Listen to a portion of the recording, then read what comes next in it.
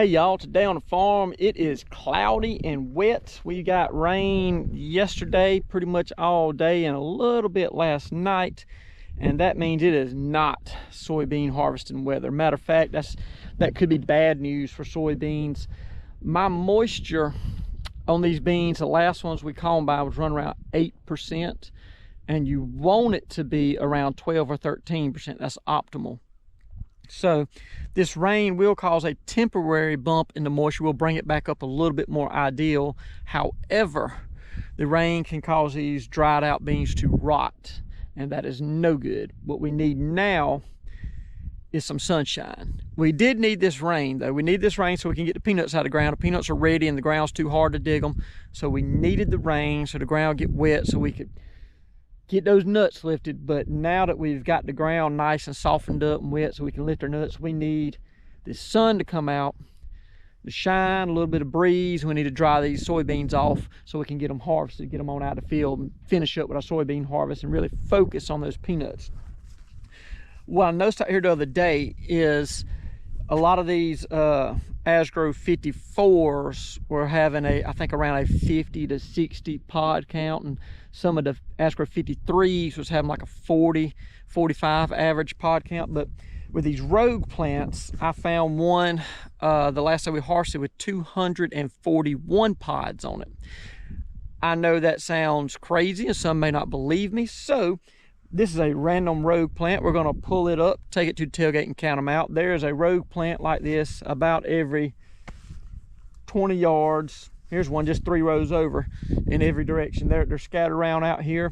This one has a few forks on it. The one we counted the other day with 240 had about 3 main branch forks at the bottom. So it had about 3 main branches coming up, and it was very impressive. This one has this one main stem. It has 2 kind of good forks that come off it that aren't as strong, but we're gonna pull it up. We're gonna count each pod, lay it out on the gate so y'all can see it, look at it for yourself and see how many pods are on this plant.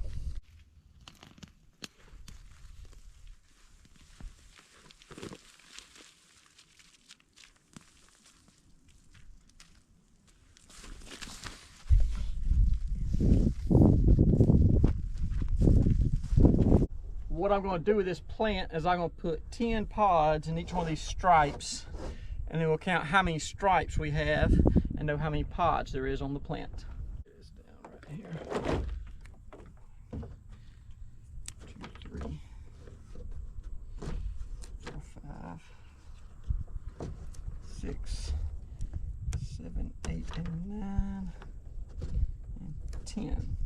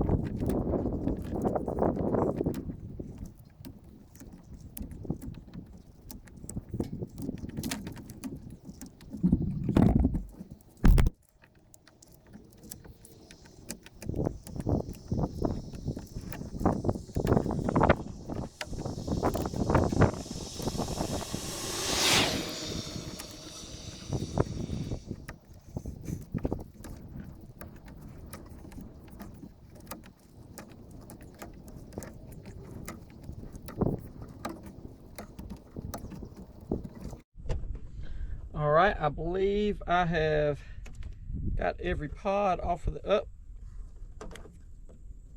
two. Now I believe I've gotten every pod off the plant.